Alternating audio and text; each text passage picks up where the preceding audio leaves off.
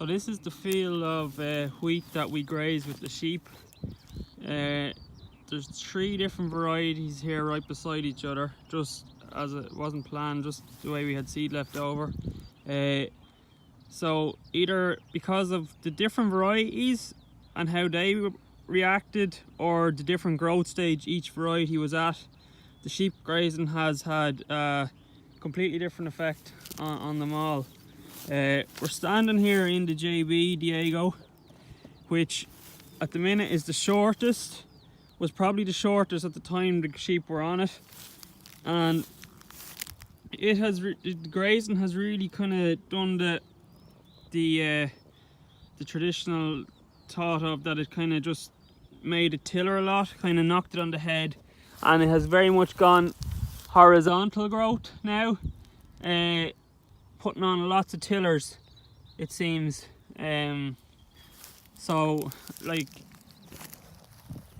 for the day of the year it is, that it looks spot on there. This over here now is Costello. Was again probably just a little bit taller when grazed than the JB. Again, it probably is tillering quite a bit there at the minute, so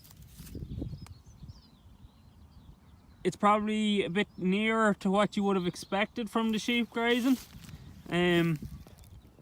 So that's kind of interesting. Like even in the Costello and JB wouldn't be hugely different in speed of development around, but there is a slight difference. JB has probably gone more horizontal in its growth and is probably tillering a little more. Although this Costello does look very nice here too. So here we're back in JB here again. Again, it's kind of, if you look, there's a kind of slight height difference over there at the Costello, but down in here in the JB there seems to be massive amount of tillers happening, so it'll just be interesting to see how it progresses.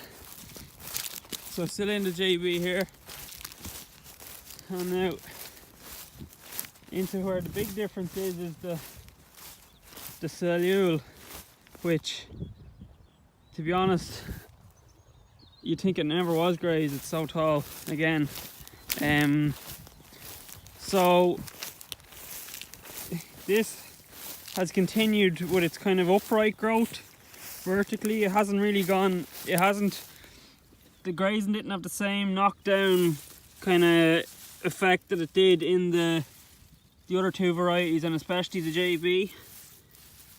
So it's kind of hard to say. Look, it probably I don't think it hasn't encouraged tillering in this variety like it has in the others. Although I'm sure the grazing has took a little bit of height out of it, and probably will make it a bit more resistant to lodging, I'm sure.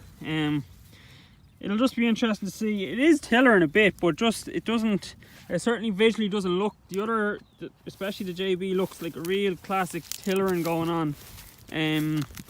Whereas this is still kind of spindly, a little bit spindly and growing upwards. But I don't know, it'll be interesting to see.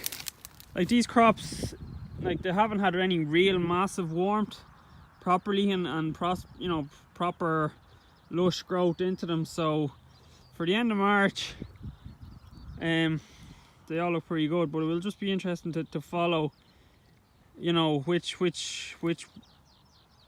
whether there'll be any, whether it could be to say that the cellule was too tall when we grazed at first, maybe had gone a bit beyond the ideal point for grazing, and it had pushed on with its vertical growth and was a bit too late to get the tillering effect that we had in the JB and in the Costello less so. But we'll just be interested to monitor how it goes. There is actually another field of cellule that wasn't grazed at all, and it's obviously a little bit taller, probably looks a little bit lusher because, well, obviously it hasn't had the nutrients taken off it and the defoliation. So be interesting just to compare how those go and for the rest of the year.